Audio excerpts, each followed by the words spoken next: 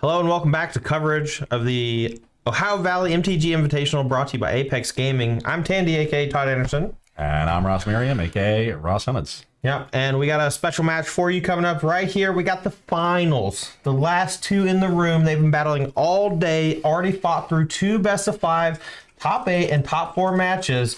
Who you got, Ross? So we have, we got Randy Ubing. This is our 5 seed playing Temur Rhinos, and we have Jacob Fumich, our 2 seed, playing Glimpse of Tomorrow. 2 Cascade decks in the finals here. We had 3 Cascades in our top 4. Yeah, a couple deck with lots of creature stuff. Really interestingly here, both of these players saving their best work for the end of the season. Randy Ubing was 24th on our leaderboard coming into this tournament, qualified on points, did not make a finals appearance in any of the qualifying events. Okay. Had 2 top 8s. And then our second, that was Ubing, and then Fumich, only 14 points in the season, was in 55th.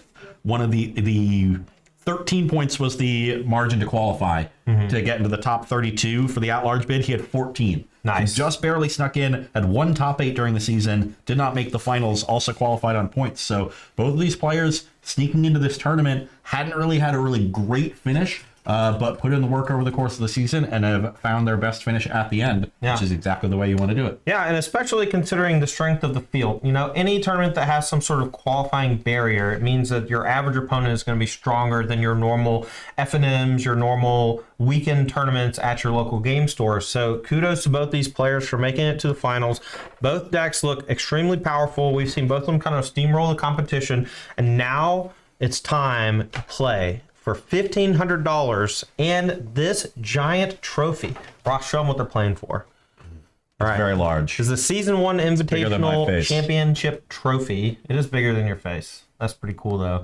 I honestly want one of those. I want it.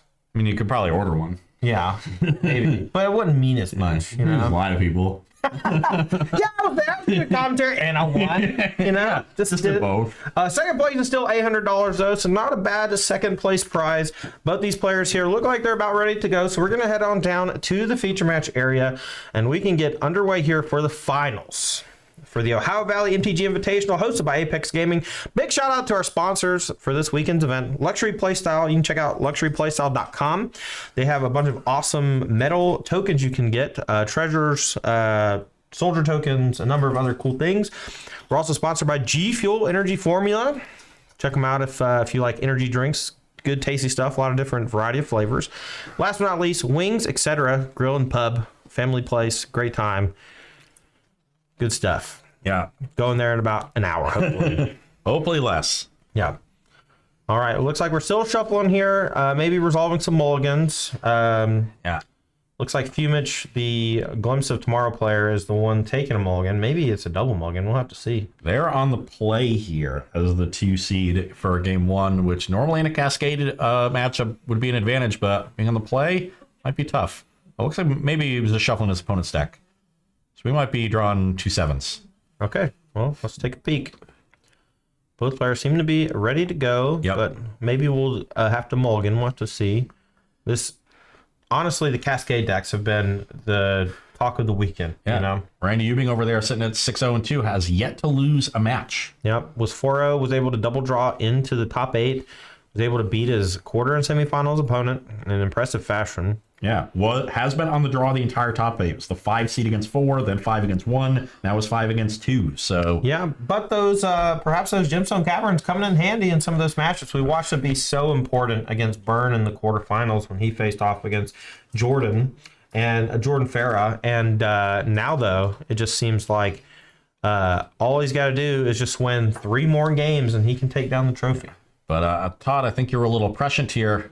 Ubing is indeed taking a mulligan here, going to 6. Fumich keeps his 7, though. Okay.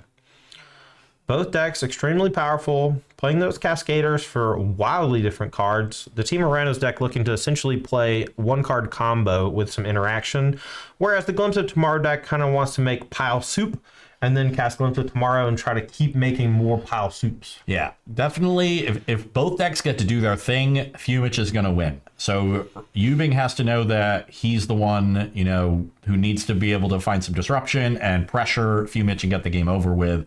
He does have 4 copies of Force of Negation to do that.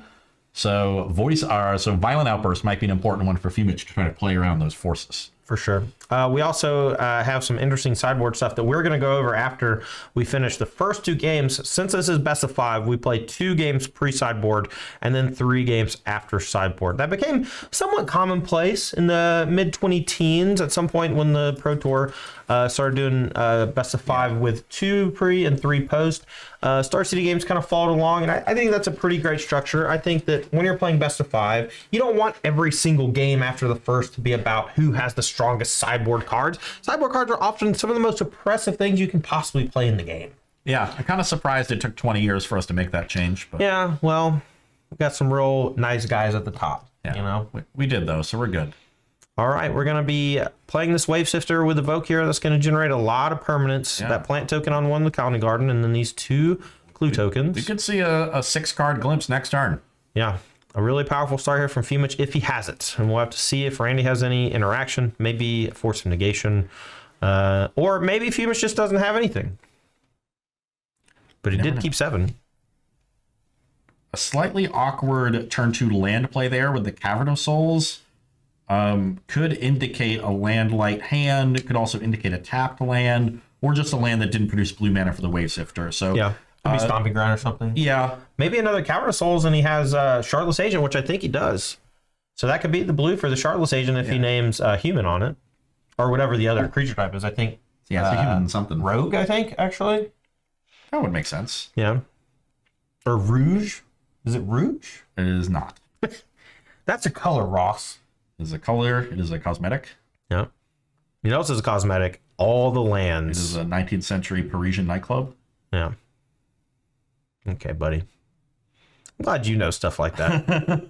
Moulin Rouge. All right. You called the second cavern. Yeah. Well, I saw it. Okay. So we're gonna fetch here. This might have been a passing of the turn. Maybe one's on Elemental, and he's gonna go for an Endurance EOT just to make some more food for the Glimpse. Maybe not wanting to go for it just yet. Yeah, maybe thinks he's got time, not under any pressure. The Force of Negation, if it's there, was likely there already, so no need to rush things. Maybe. Yeah. Once the Rhinos hit the table, that's when you got to put the pedal to the metal, because those Rhinos will end the game quickly. 8 power for just 3 mana, sometimes 10 power with the Shardless Agent. A really cool 1-card combo, and you can kind of create that focal point in your deck and then use every other single card to interact. Both caverns are on Elemental. Okay, looks like you want both caverns on Elemental. Maybe perhaps not seeing the cavern on human play to be able to cast the Shardless Agent that turn. Perhaps a misstep, but we'll wait and see. Maybe just doesn't care. Yeah, maybe he doesn't care. Didn't really need the glimpses, needed the glimpse in one game last in the semifinals, but most of the time it was just on this Elemental beatdown plan. Mm-hmm. All right, Endurance puts the creature on the bottom. Glimpse the draw for the turn, not the best. And that's what we call a stinker. You have to imagine Violent Outburst is coming, right? But it looks like there's also a Force Negation for Randy's side, so maybe he has it rolled up. No Outburst, no block. Yeah. Takes 3. If it has the Force of Negation, doesn't want to ambush the Endurance and let Jacob resolve a sorcery speed. If he doesn't have a blue card, resolve a sorcery speed cascade. Yeah. Perhaps that's it. Maybe he doesn't have the extra blue card. Still wants to go for end of turn Outburst. This is going to create some Rhinos, but Omnath actually kind of just checks Rhinos just by gaining 4 life a turn. It makes it extremely hard to race. So Randy's going to need something like Fury next turn, coupled with these Rhinos to actually potentially end the game. Otherwise, this Omnath just threatens to generate tons of mana, maybe even going for a double cascade on the same turn, and that can force through the Glimpse of Tomorrow, even in the face of Force of Negation. Yeah, and we see 9 permanents on the battlefield for Fumich, so it's going to be a big glimpse if that does happen. Yeah. There is one Force Negation hanging. There's also another Violent Outburst. So Randy does have quite a bit of pressure here, even if he doesn't have the answer to the Omnath. Is that a Fury? Might be a Fury. Could Foil Fury. Pitch in the other Violent Outburst. Yeah. That'll deal with the Omnath. Okay. Pop the Get Omnath. that one out of here. Here comes Crunch for 8 trample. Rhinos, notoriously good at trampling. That is in their nature. I learned that from David Attenborough. Attack for 8. Fumich takes it down to 12, or down to 10, excuse me, and untap. And Randy has access here to a Force of Negation, probably hard cast. So if Fumich wants to force through the Glimpse, he's going to have to do it over 2 turns more than likely. That's a lot of Cavern of Souls. Is that one also naming Elemental? I have to imagine that one's naming something that lets you cast Shardless Agent. I would hope so.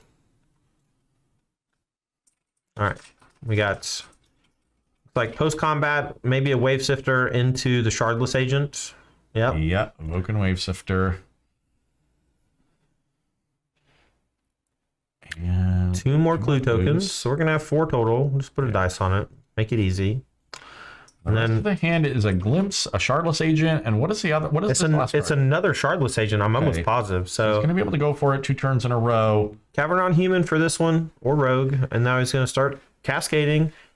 It's going to hit the Glimpse. It's almost 100% going to get tagged by this Force Negation, but then 8 power coming through, but another potential Glimpse of Tomorrow on the following turn could be a little too much for Randy to handle. Let's see if he can find something next turn. The interesting thing to me will be, does Fumich chump block with a plant token so he goes to 3 instead of 2 to play around a Bone Crusher Giant? Yeah, old Stompy. I don't think the Bone Crusher Giant is there. Would you block with Plant or would you block with Shardless Agent? Plant. I mean, they're similar blocks, just preventative damage. I guess if you're going to shuffle everything in, you probably don't want to shuffle a Shardless Agent in. But maybe you do if you're going to cantrip off some stuff. Yeah, because then you can find another one and just go again pretty easily. Yeah. Untap lands, Omnath mana. All right, well, Force exiles that Glimpse, and then we're going to go back Randy's way, and he's going to see if we can... You probably block with the Shardless Agent, actually, so that you can use fetch lands. Sure, I like it. That was another Force of Negation off the top. Oh my, what a peel from Randy. That might lock it up here. We saw Randy have the Force of Negations a lot in the quarterfinals against our Burn player, Jordan Farah, and looks like it is happening again. Yeah, and you see the strength. One resolved crashing footfalls here has been such a powerhouse. And there's a third Shardless Agent. If Jacob had been going for those a little bit earlier, he might have been able to have time to deploy all 3 of them and play through these 3 forces. So maybe a little bit punished, but that's hard. You know, both those cards came off the top on the last turn. So yeah, but if he had just gone for a turn 3 Shardless Agent for 6 permanents on the Glimpse, I think he would have had a good shot at just baiting the counterspell from Randy. And now he's just stuck with essentially dead Shardless Agent in hand that he can no longer cast because he's stuck on 5 mana. This Cascade here is just going to get countered by the Glimpse, and then we're just going to have a game 1 going to Randy Ubing. Yeah, why did we attack with this Endurance? Because shut up.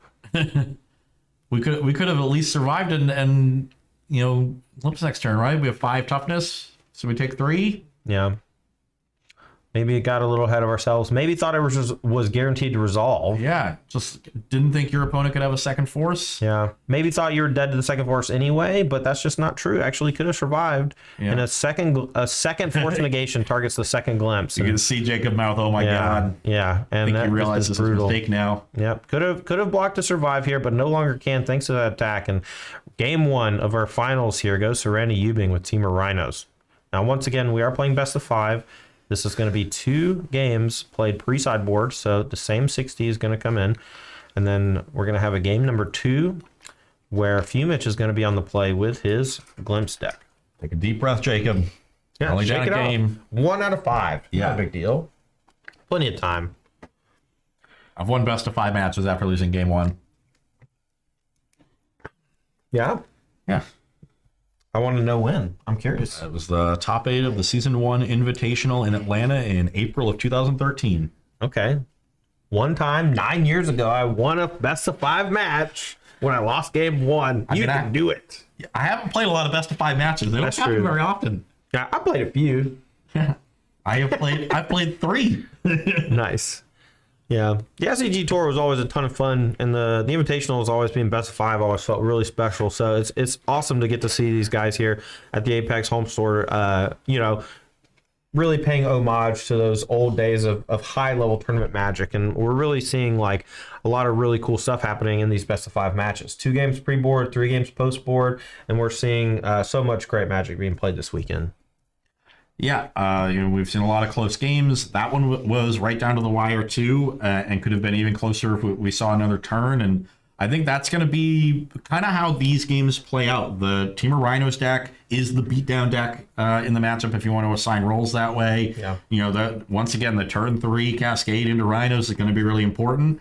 Randy is mulligan pretty aggressively throughout this top 8. He's taken a lot of mulligans, and so he's mulligan aggressively to find that, and he has consistently had it. Very wise to do so. And then those force negations, pretty similar to how his burn matchup went, even though those are 2 completely different decks. Yeah. He needs very similar cards to win them. We saw him have them in game 1. He's going to need to do it 2 more times. Yeah, and we saw it looked effortless there. Like he found the second force negation on the exact turn he needed to find it. Yeah. But it looked easy. Yeah, you just don't face the entire time. That's the way you play it. Yeah. Stone Cold Master. Maybe we got the makings of some future superstars here in the finals. If he lets his eyes go wide, gives up any information, he might have, clued Jacob in, and Jacob, rips the third, Shardless Agent, leaves back the Endurance, and then maybe gets something going off of it. Would have been a smaller glimpse. But still, there were 4 clues over there, so it would have been for 9 because he had 5 lands. Yeah. If he draws a 6 land off the top, it could have been for 10. That's plenty big enough. Yeah. All right. Well, looks like we're about ready here to start game number 2. Both players finishing shuffling. Going to be looking at their opening hands, seeing if anybody wants to mulligan. We've had 6 rounds of Swiss, 2 rounds of the top 8. Now we're in the finals here of this 60-person invitation-only event hosted by Apex Gaming at their home store in Caldwell, Ohio. They stream live Magic a lot here at the Apex home store on this channel. If you're here, make sure to hit that follow button. We're going to be live tomorrow for an RCQ. Ross Merriam and I will be providing coverage for that as well. We are excited and I don't know what other word. I'm happy to be here. Yeah. This has been a lot of fun, and I'm looking forward to tomorrow too. Enthusiastic, yes. Yeah. That tournament, that RCQ tomorrow is going to be starting the same time we started today, 12 p.m. Eastern. So you can tune in. We are expecting at least 6 rounds of Swiss, potentially 7. Yeah. And we'll be bringing you that along with the top 8 on a nice little 2-slot RCQ. Send 2 people to Atlanta. Yep. For that regional pro tour that's going to be held later this year at DreamHack Atlanta. Or as only people outside of Atlanta say, Atlanta. Atlanta, yeah. No one in Atlanta says that. Honestly, though, it's probably going to be held in Gwinnett, the Gwinnett Center. You mean the Infinite Energy Center? Oh, they changed it. Yeah. They have a big water tanker. What's it called? Like, what are those called? Like the giant water tanks. A water tower? Water tower. They have a giant water tower that just says Gwinnett is great on it. And honestly, mood. Like, if I had a big water tower in my... or at my house, I would make it say Tandy's great. Yeah. So shout out to Gwinnett. Gwinnett's great. Went there for a lot of PTQs back in the 2000s. Fun area. Randy again taking a mulligan here. Did that in game 1. Knows he needs to find certain cards. Yeah, I can't keep a handful of dead gons and stuff. Those just do nothing. Not afraid to mulligan to find them. I love it. Love the aggressive mulliganing. One thing I love about Gwinnett, I hate to keep harping on it, but I just had this thought. Korean barbecue. There's Korean barbecue restaurants everywhere in that area. One of my favorite types of food. Y'all got any Korean barbecue here in Caldwell? No?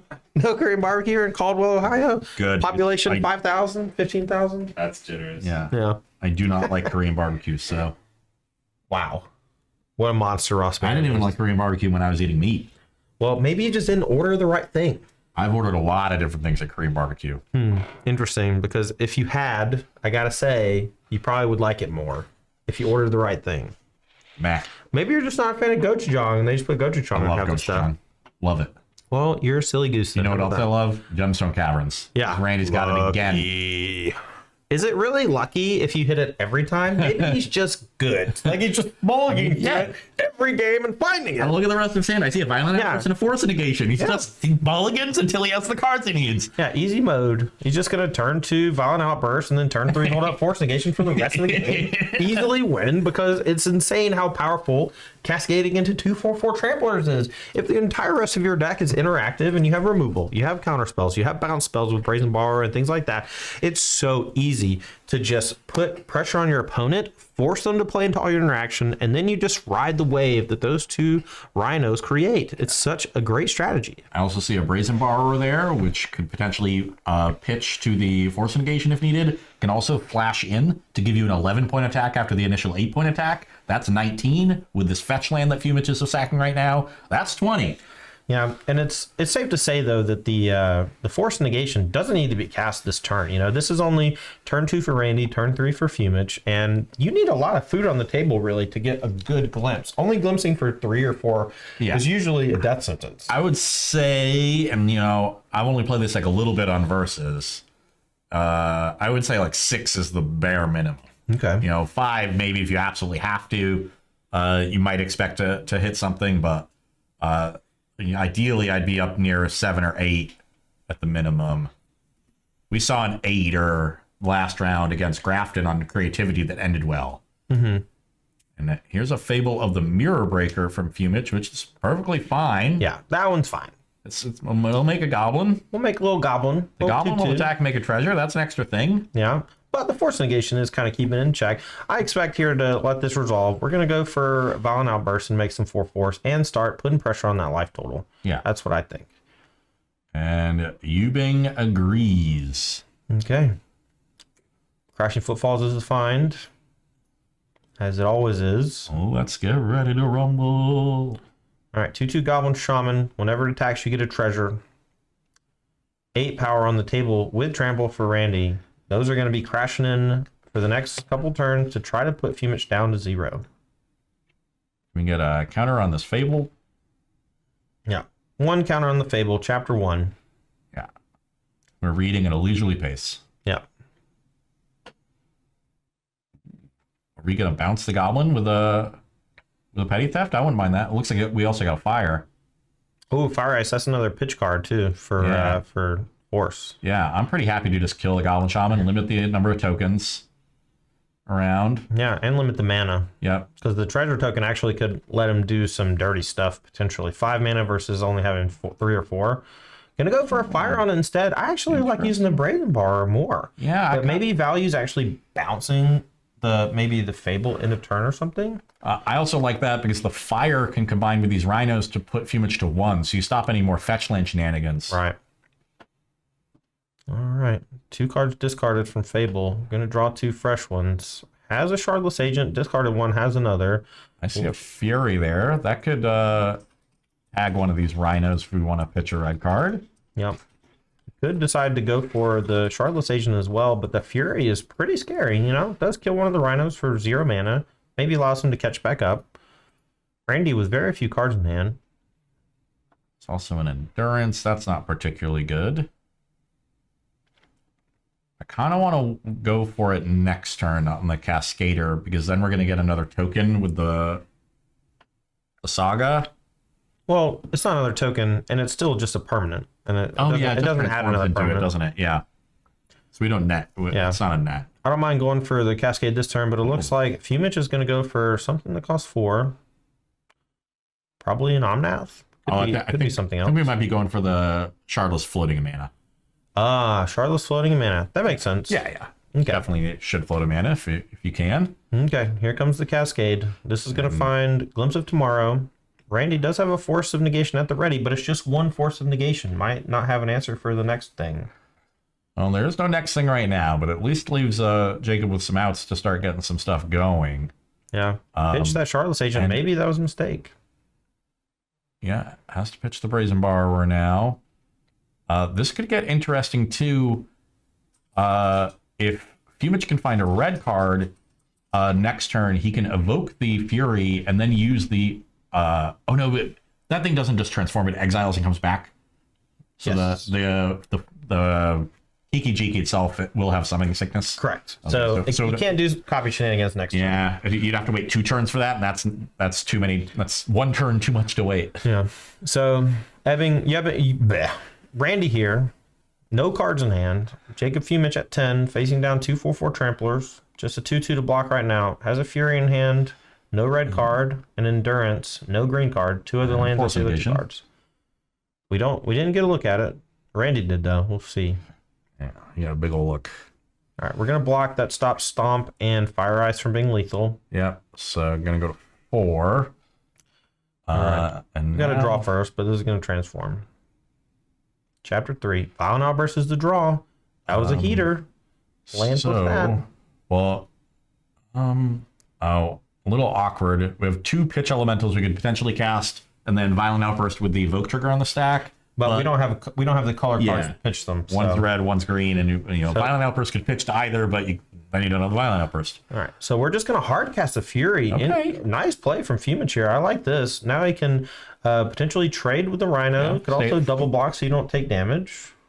Yeah, just be like, I don't care which one you kill, I still have a permanent. Yeah. Looks like Randy here, just a 4/4 play, facing down. Looks like he's got a Fury, and is that a Fire Ice? It's a split card. I didn't see red in it though. I'm not 100% that it's Fire Ice, but I don't know if there are any other split cards other than that and Dead Gone. Dead Gone here could bounce maybe the Fable. But I would like evoke if it's a Fury and a red card, we can evoke Fury, deal 3 to their Fury, 1 to the Fable, attack. You have to chump, and then you get to trample over for 3. Yep. So you put Fumich to 1 that way. Yep. And even if they go crazy with Outburst, as long as they don't hit Omnath and gain life, a peeled Fire Ice or a peeled something else is good enough. Yeah. Yeah, and that is a Fury. Yeah, I believe it is a Fury and Fire Ice. Maybe he's thinking about trying to get frisky because he could draw tap. The other thing you could do is ice one of them and hope to draw a red card. Right. That would end the game. I think that might have been the better play here because this is not quite lethal. It does decimate the battlefield, leaves Fumich with just lands, but if he has a Cascader next turn, he can potentially combo off. So we'll just have to see what happens here. So No cards in the hand for Randy. Safe play. If you do miss off the ice, then you leave Fumich with an extra permanent. Wow, he drew an Omnath. He could go Omnath land, gain 4 life, and then is no longer under pressure from the Rhino for a turn. Can trade with the Rhino and then go for an Outburst next turn. Heck of a draw here. Yeah. Oh, that's a fetch land. Can go fetch plus Endurance now just to have another blocker.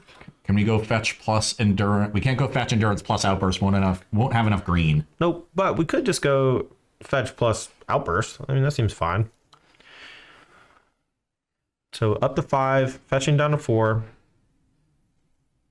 This is really impressive stuff out of the Glimpse deck. Like, it plays way better than I ever thought it would without its Cascade engine. Yeah, I mean, it's just an Omnath deck with a bunch of pitch elementals, and you see stuff like Fable the Mirror Breaker as newer additions to the deck.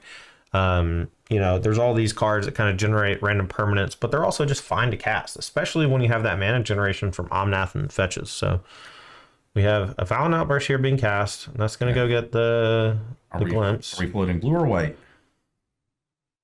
All right, well, we'll get confirmation, I suppose, here. Don't put that in the graveyard yet.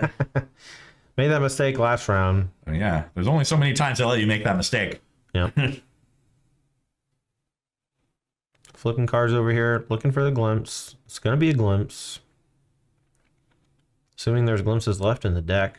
At least 1 or 2 got countered by force negations. I think 1 has been countered, so there should be 2 others. Yeah, 1 got pitched to a Fury, though, I think. Yeah. Maybe. We'll see. There it is, finally. All right, so we're going to do this for 4, 5, 6, 7. 7 cards off the top. All permanents going to enter play. The Omnath is going to get shuffled in, though, so even if he hits a bunch of lands, it's not going to do much unless he finds another Omnath. So these are all going to kind of shuffle to the bottom, and then we're going to do some stuff. I believe that Glimpse is in a non-English language, and so Yubing just taking a peek at the Oracle text. Yeah. Jacob floating mana here, so has a green mana, and then either a blue or a white, and then either a red or a white. The blue or white from the Omnath after casting the Violent Outburst, the red or white from the Foundry. All right, well, it's time to party. That Outburst is still on the stack. It's still over here. Yeah.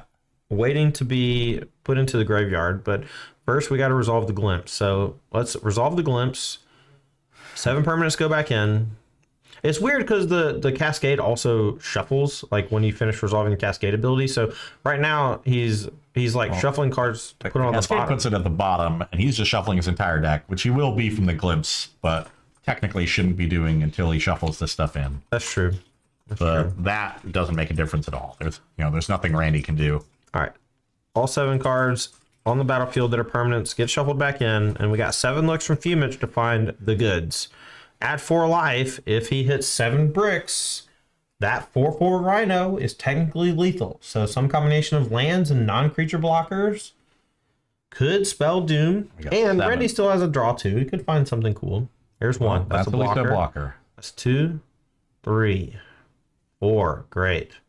5, 6. Bunch of lands. And 7 Omnath. What a hit. 4 more life. 4, deal you 4, make more mana, get some clues. Draw a card, get 2 clue tokens. Pump my team. Yeah. That part, not so bad. Yeah, all these triggers happened with the Violent Outburst still on the stack.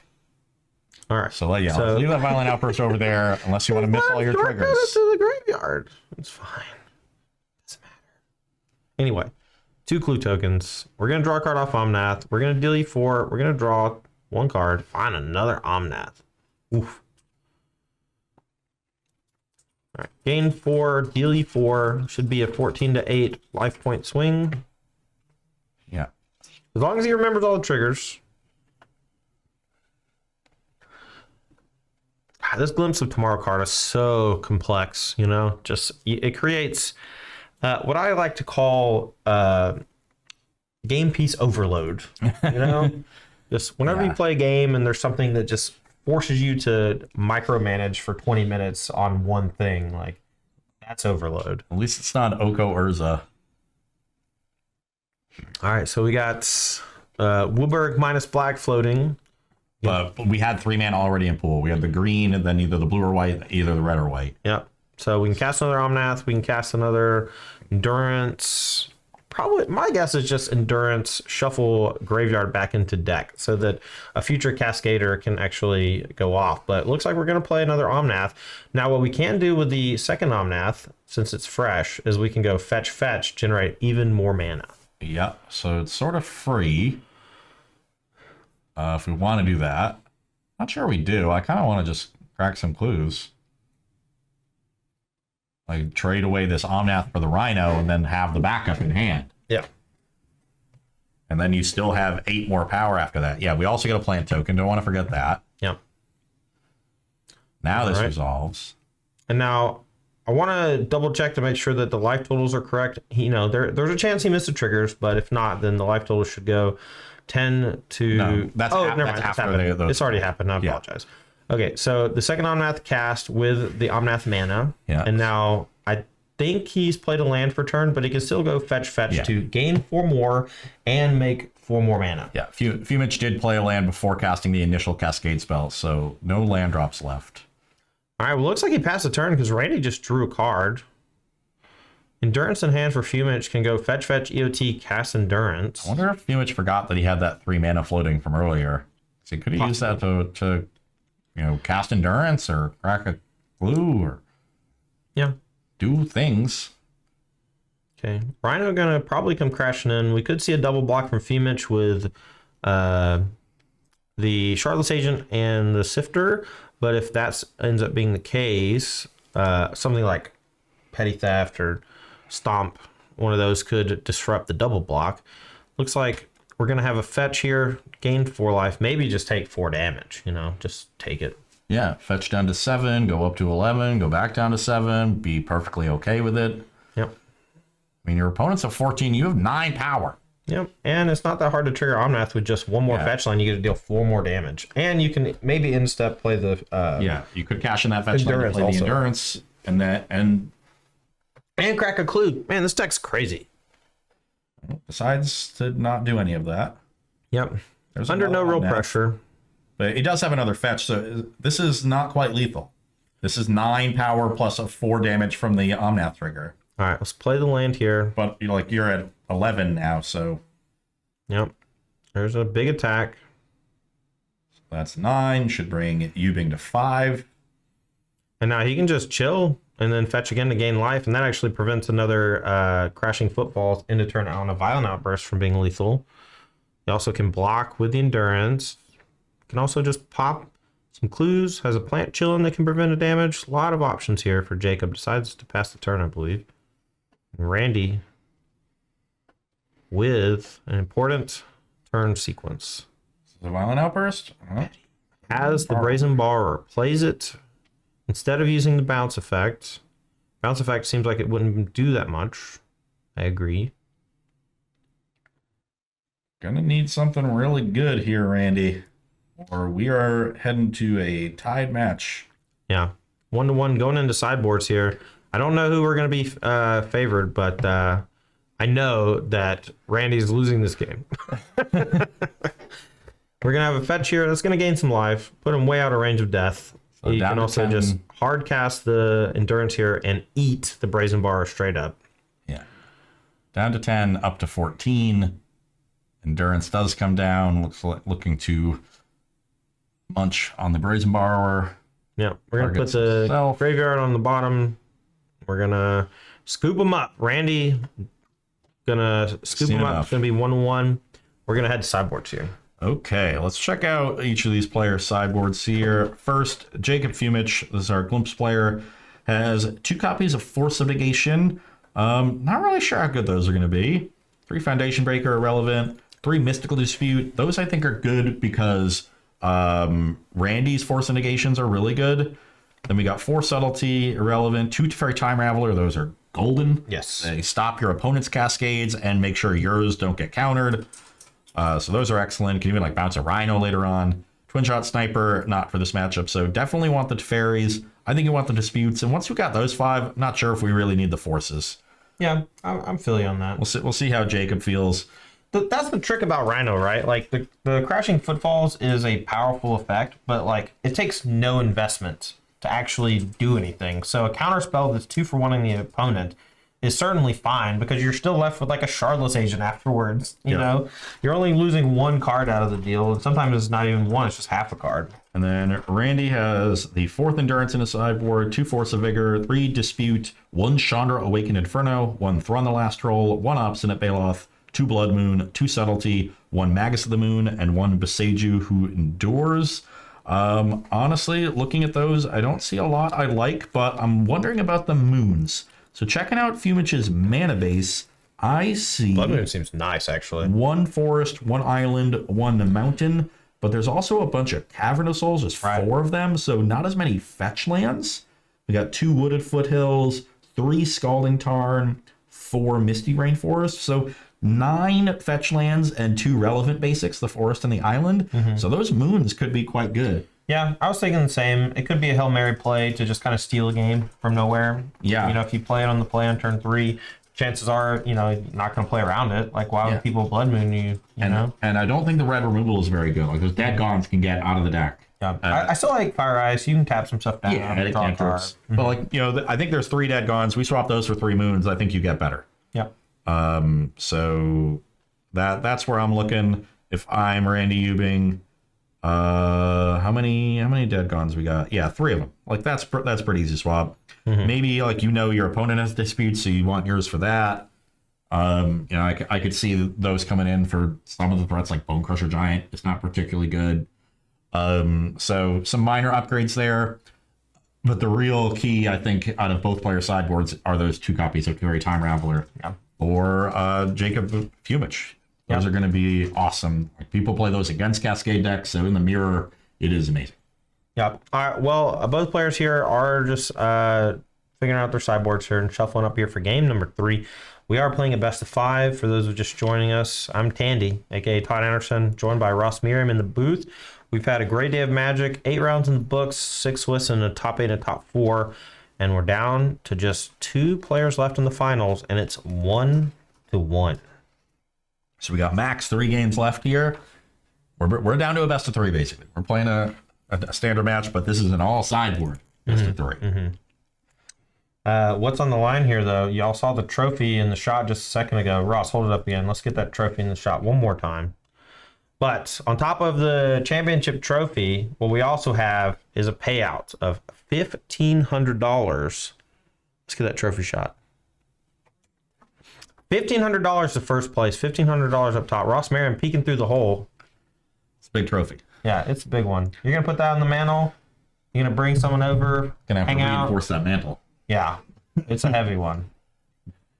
I'll let you guys know. Yeah, Jacob is on 2 GRPs. okay, Third one involves a 2-game loss. okay. Okay. Oh, look, that's happened. That's the rules. No big deal. Yep. All right, we've been informed by the head judge that Jacob has 2 game rule violations on the day. Another one could result in a game loss, so he's got to be very meticulous and careful about how he plays the game here. This is standardized rules from Tournament Magic, and we all abide by them. And even though Jacob's deck is rather complicated, there is a 0 tolerance policy here. And You were expected to know how your cards work. yep. And look, if that ends up happening, God forbid, I'll just say this: the person who made Glimpse of Tomorrow, it's your fault. Yeah, it's not Jacob's It's fault. your fault. I wonder if it was Brad.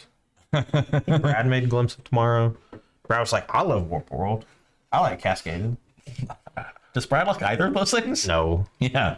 But Goofy Brad, who's on camera sometimes, Yeah. loves Warp World. Okay, Randy on the play here. Can't get lucky if you're on the play. I see a force negation. Yep. Both players here playing these Cascade decks. They've been the talk of the town this weekend, putting up great showings here. 3 of the top 4 decks, all playing Shardless Agent. Here in the finals, we have turn 1 2. play from Jacob Fumich here in that Colony Garden. Yeah. No 1-drop spells, really, so plant token is the GOAT. I mean, it's a plant, but it's goated. It's the plant that all the goats want. All right. Randy fetches a Catcher Triumph. Going to turn 2. Looks like he's also got a Mystical Dispute in hand. Not 100%, though. There's another Colony Garden in Jacob's hand. That's another, just weird non-basic land that helps you get them with Blood Moons. Right. It's really powerful alongside something like Glimpse of Tomorrow, though, right? So, all right. Looks like we're going to go for an ice, maybe? Randy's got a handful of interaction. We got a Brazen Bar, so we could Petty Theft the plant. All right. Oh, going for that ice. Yeah, maybe not the best play here, just because the ice is like unlikely to stall anything out. Yeah. Turn 2, but maybe just needs the land drop. Maybe is just looking for Violent Outburst or something. Maybe found it here. The Shardless Agent going to be cast. I think he was looking for the 3rd land, to be honest, because I think he didn't have Otawara until just now. Yeah, and that makes a lot of sense. That's why I leave the ices in, get to 3 lands. And that's why they're so good. There's 2 forces in Randy's hands, so we've step 1, make Rhinos. Step 2, force your big spells. Yeah, max protect. Step So we got 3, profit. 2 Rhinos coming down, 2 Rhino tokens going to enter the battlefield and apply a good bit of pressure here to Fumich's life total. Randy at 17 from his lands, Fumich at 20, but about to fetch with this Misty Rainforest. We'll see what he gets for. I think is that a subtlety? On whose side? On Randy's side. I think Randy's hand is all blue cards. I see subtlety, I see borrower, I see Subtlety 2 is a forces. pretty powerful one in the face of Cavernous Souls, because it is like an Ether Gust style effect where it does fight through the Cavernous Souls quite well. A Fury here. And I also see a Mystical Dispute, so I think we're going to see an evoked subtlety on this Fury. Okay, well, Fury's going to come down. It's going to target the Rhino. We'll see if a subtlety actually comes in and stops it. It looks like it's not. We're okay just losing a Rhino. Okay, well, after that resolves, with still the evoke trigger sack on the stack, we're going to Violent Outburst. Going for a 6 card. Once again, Jacob, we got to be careful here.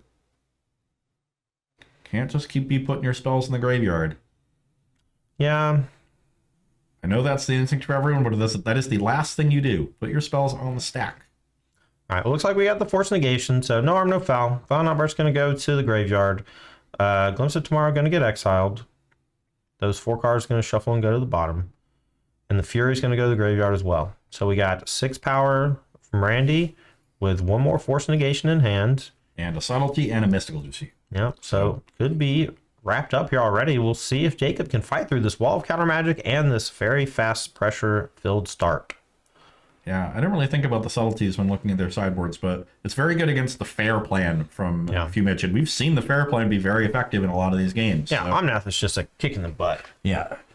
But it can't be cast for a little while thanks to the 2 Colony Gardens, because it does cost 4 different colors of mana. This is a cavern. All right. Well, if he's tapping that to play the Shardless Agent, that means that it was either an enemy human or rogue. And might have a Mystical Dispute back up here, leaving up the Steam Vents. This could be troublesome for Randy. We'll see. Well, Randy's got Dispute and Force here. So if Fumich has the Dispute, he's still got him covered. All right. Well, here comes another Glimpse. You got 3 mana. Cast Force Negation. Does Fumich have the response? He goes for Mystical Dispute. Randy fetches. Gonna go for land. Gonna dispute back. Yeah. When the dust settles, Glimpse is going to be countered and exiled. And Cavern's on human. Okay, Cavern's on human, as we assumed. Could have been rogue. Yeah, let's make a stack here. Now everybody knows what's going on. All right, Dispute's going to counter Dispute. Force is going to counter Glimpse. The Agent's going to resolve. All things go to the graveyard except for Glimpse gets exiled. The cards from Cascade go to the bottom at random. 2 plants still can block, but wants to keep those around as long as possible because they are food for the Glimpses. Yeah, we do now have a sharp agent to trade for Randy's agent, so it's just the Rhino really pressuring, and that would be a 3-turn clock, but the plants blocking at the very least turns it into a 4-turner. Yeah, but the subtlety can actually play a role here in shrinking the clock. It also puts something like a Wave Sifter or an Omnath back on top of the deck, so it maybe isn't as detrimental as it could be. Oh, did we just didn't block. Interesting. He could really pay the price for that. Because of that subtlety. I understand I understand the impulse to want to keep permanents around, but the math really works out well for you to trade there. And Jacob just lacking a little situational awareness. All right, well, he peeled Violent Outburst, so he's going to go for Wave Sifter here, and Randy has to decide, do I want to go for the subtlety right now? And the answer is yes.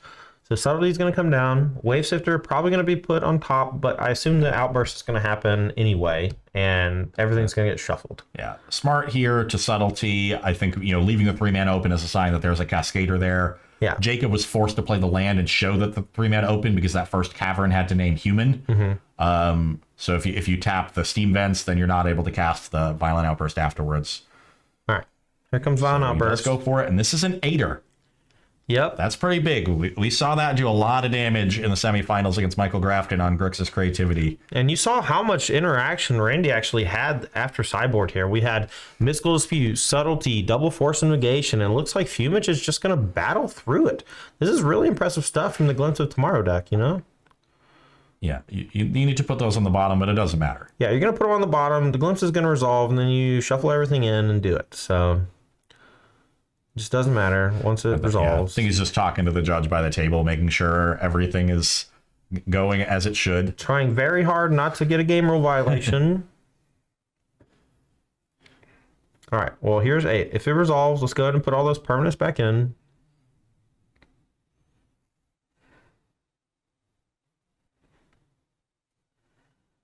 All right, 8 permanents go.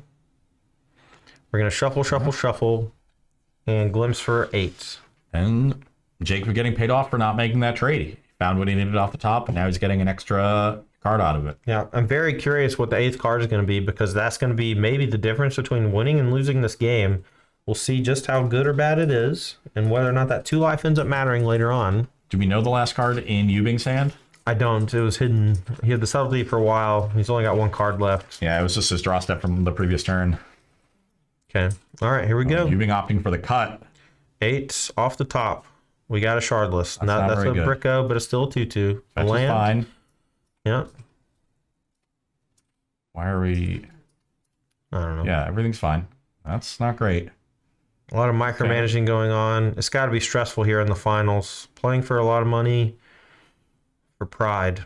So no Omnath here. That's the big one. Wave Sifter is an elemental, so we're going to get 2 Risen Reef triggers. Yeah, 2 Risen Reef triggers and 2 clue tokens from the Sifter. The Glimpse is going to go to the graveyard, and then the Outburst is going to go, and then all the triggers go on the stack, and then Outburst goes to the graveyard.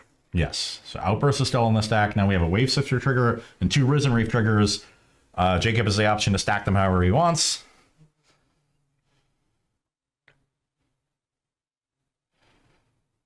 All right. And First trigger, draw, not a land, gets to put it in hand. Second draw. Looks like that was a Fury Fury. Fable. I think it was Fury Fable, which is a sick hit. And now the 2 clue tokens from Sifter come. Yeah.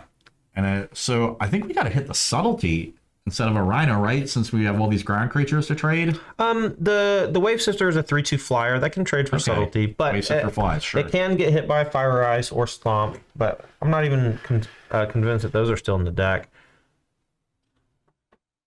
All right, you don't have to reveal the cards, but we're gonna just go ahead and show them. We're gonna go ahead and kill the subtlety. Fury pitching. Are we gonna miss our Fable. Risen? Yeah, we got our Risen Reef trigger off the Fury, so that'll just get another land.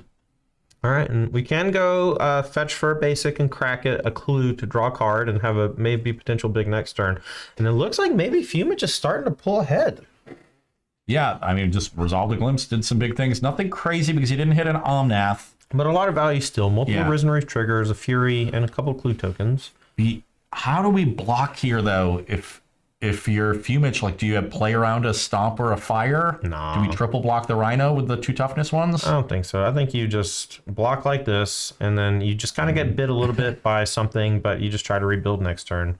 Or a Petty Theft, too. And we had the Fire, so... 2 damage to a Shardless. So we're going to trade for the Shardless Agent with the Wave Sifter and take 2 and lose the Shardless. So now we're at 2. Yep. Says Fumage is at 3. Didn't we have him at 4 before? That's a pretty big difference because it means he can fetch. I mean, okay. like they could have been slightly off or whatever. It's Okay, so it looks like he's at 2 after the fetch. Okay, 2 after the fetch. We're going to be able to crack this clue, draw a card. Randy might not have another spell. Not sure what the last card in hand is. Fumage is empty, but drawing 1 from the turn and 1 from the clue can potentially crack the clue on his own turn as well. But now another Cascade spell. You don't have a ton of permanents left. We just traded away a bunch of material. I think I would have triple blocked that Rhino and just taken 2. Maybe. It might have been a better play. Draw for turn was 2 lands. 1 was a Counting Garden, but still in trouble. That could get you bitten if you then they have the Fire to go upstairs. So maybe that's the reasoning. Yeah, you're at 4, you just die if you block like that. Yeah. So just a Colony Garden and a land. So this clue needs to show something good. Another land is not good enough. Yeah, and even though Jacob looked like he was going to climb back into the game through all that interaction, Randy with some really tight sequencing and great play and great draws ends up taking down game number 3. Just one more piece of interaction while Jacob hit a couple bricks there was enough to get over the line. Yep. And there you really see the importance of Omnath. Every other time Jacob has glimpsed, he's hitting Omnath in those 6 to 8 to 10 cards, and that comes along with a few lands, get a bunch of triggers, get a bunch more mana, draw an extra card, probably cast something else pretty big. He would have had enough mana at that point to hard cast that Fury, and would have had a Fury on the battlefield too, and would have had a lot more life to play with. Omnath would have taken over that game for sure. Yep. Both players here maybe going to re-examine sideboards, maybe going to just shuffle up and present. Yeah, it looks like Jacob's already piling the decks, so he's ready. He knows the 60 he wants. He's got them. Yep. I mean, honestly, both draws from both players that game, excellent. Turns out Rhinos, just one extra piece of interaction in a spot where the Glimpse of Tomorrow wasn't quite devastating. It was kind of a medium-sized and medium impact glimpse. And the Rhino deck took it down with just a 4/4 trample and a little bit of trickiness. And now we have Randy Ubing 1 game away from sweeping through this tournament. Has yet to lose a match. Is up 2-1 here in the finals. Gets to be on the draw this game, which is exactly what he wants with his Gemstone Caverns. Yeah. Mulligan and Gemstone Caverns, easy game. Yep. I'm not sure how many times he's mulligan in the games we've seen him on camera, but it is probably almost an average of 1 per game. He's average starting on 6. I don't think he started on 5 at all, but definitely it's mulliganed aggressively and found great hands and paid off. So And then he's often an extra card down for the Caverns, but he's shown that it's about having the right cards. And Ubing's deck has been the same. It's Omnath is the critical card, as it is in most decks, it appears. Yeah, it's interesting that even though the crashing footfalls and the cascading into it's like a really powerful mechanism to pivot all your interaction around, it's interesting to see it face off against the powerful Omnath, the 4-drop that comes down, can gain some life, draws a card, trades, It just does so much things that like can just outclass that powerful 3-mana cascade effect. Yeah, and we've talked about how powerful Crashing Footfalls is, largely in terms of undoing the mulligans that Yubing is taking to find them. But Omnath is similar. It is a singular card that can really just dominate a game, Right. probably to an even greater degree than Footfalls, which is just kind of a one and done. This is what I am. Omnath, more of that Planeswalker style, continues to generate an advantage in multiple ways: mana, life, and you get that initial burst of card advantage with the first trigger. I've actually played quite a few versions of Rhinos myself, one of which was my favorite, is one that Doomwake built a while back. It was 4 colors, 80 cards, Yorion With Teferi. with Teferi, and it also played the Omnath and the Crashing Footfalls. It was a lot of fun. It's interesting to see these two Cascade decks face off doing do you very see there? similar things. What do you mean? Oh, lucky! Lucky! Even after mulligan this time. Just gets to be on the play. You love to see it. I do see a Crashing Footfalls in Randy's hand. What I think is a Crashing Footfalls. I think that's the second one. Well, if he has a Green Source, can just suspend 2 of them on turn 2, and then eventually they're going to be a bunch of pressure, and then you just use your counter spells to slow your opponent down. There are 2 Teferis in Jacob's deck, so if you suspend 2 Footfalls and get Teferi'd, that could be a disaster. Yeah, what are you going to do? Just hold on to Footfalls? Doesn't do anything. Can't put it back in the deck. Doesn't play Jace. You have to suspend them. But Yeah. I love suspending 2 Footfalls on one. That's maybe a dream scenario for the average person. You know?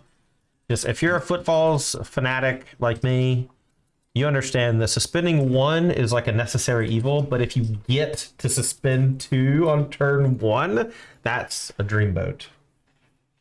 yeah, let's get some time counters on those. Pair of pairs. That, I believe, is called quads. But there's only 2 Crashing Footballs. There's just 4 Rhinos. Yeah. All right, both tick down to 3. Let's see if Fumich actually has access to that Teferi on the next turn to prevent those Footfalls from actually coming off suspend. Teferi in that lock ability, a great card against suspend, and something we saw early in the tournament with Rift Bolt, where it got stuck in limbo. Yeah, and it was decisive in that game. Jordan was able to get him down to 3 life, and then the Omnath stabilized. All right. No play here from either side. Looks like Webbing's going to go upkeep Violent Outburst, looking for another Crashing Footfalls. We'll see if Fumich actually has the answer. Love the upkeep timing on this. Plays around Force Negation, which you do see in Fumich's hand. Yep. Excellent timing from Andy Yubing here. Only 2 mana available and can't pitch on your own turn. Can only use it defensively on your opponent's turn. So 6 sequencing from Randy. I wonder if this is going to be the thing that ends the match. This is such a sick play from Randy. This is what, 8 games in a row we've seen Randy, as soon as he has 3 mana, cascade into Oh, the wow. Rhinos. Ross, no 3rd land drop from Fumich. No 3rd land drop from Fumich. The game might be over. Doesn't even go for the Fury. Maybe doesn't have a red card, or maybe the red card's only a Violent Outburst. Yeah, looks like he was relying on some counter spells that didn't end up stopping anything Randy was doing, which is honestly how we saw Jacob beat his opponent in the top 4. Right. Michael Grafton on Grixis Creativity had a bunch of counter spells that just bunch didn't of really stop. remands. Yeah. Yep. All right, upkeep. We're going to go for an ice on the Temple Garden, looks like. And it's going to resolve. Fumich just lets it happen. So no 3-drop coming this turn either. Going to have to evoke that Fury this turn. You have to kill a Rhino. You cannot take an 8-point chunk again. Yeah, get rid of this Fable. All right, do you have the subtlety? He doesn't. Fury, pitch Fable. That should have been cast last turn. That should have been 4 extra life. But here we have a 4/4 coming in. 2 Footfalls coming off suspend next turn. In Randy's hand, I saw a Force Negation and a Brazen Borrower and other blue cards. Wow. I think there's a dispute in there. All right, no fetch EOT. Gonna keep it higher land count. Gonna probably fetch 2 basics here down to 6 and go for some sort of 3-mana play. Could be time for a Desperation Cascade effect, but only 3 cards on the battlefield. Not sure it's gonna be that powerful, but could be anything. Could even be a boat. Could be anything. I would hope for Jacob's sake it is Omnath, Colony Garden, fetch land. Yeah. Now this is maybe a situation too where even if Cascade does happen, Randy might actually just let it resolve because a glimpse for 3 is only like. I think this is game.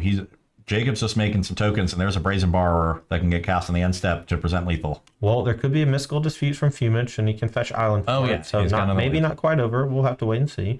But a mystical dispute can also be cast to protect with an extra blue card or a force negation. Oh, So Randy doesn't go for the Borrower, though. interesting. I would have loved to have seen him go for lethal here. It's lethal damage. What are you afraid of? I don't know. Maybe he just wants to hold on to Brazen Bar, bro. You don't know. Just wants to make 4 Rhinos. Yeah, that's true too. Has the force negation found a mystical dispute? That's the second one. There's one to the left of his hand, too. His hand is all blue cards. His hand is what we call juice Yeah. in the business. 3 life here for Fumich. He's going to go for a cascade effect this turn, but a wall of counter spells from Randy means that he is likely going to be our champion here in just 1 turn cycle. Randy's just got to be careful. Don't tap out for this force. Just pitch it. Make sure your disputes are up. Yep, and pitch the Brazen Borrower. That's why he held onto the Brazen Borrower. He couldn't lose. Jacob now down to 2 life points. No fire or stomp there to end the game, but don't think it's going to be much longer here, folks. Well, let's go for the cascade. Yeah. Glimpse of Tomorrow going to be peeled off the top here, and this is likely the last turn of the game. Glimpse goes on the stack. That's a mystical dispute hardcast with a force negation backup, and Jacob Fumich extends the hand. Randy Ubing is going to be your champion here at the Ohio Valley MTG Invitational, hosted by Apex Gaming. Congratulations to him and that Temur Rhinos deck. Well piloted, well built.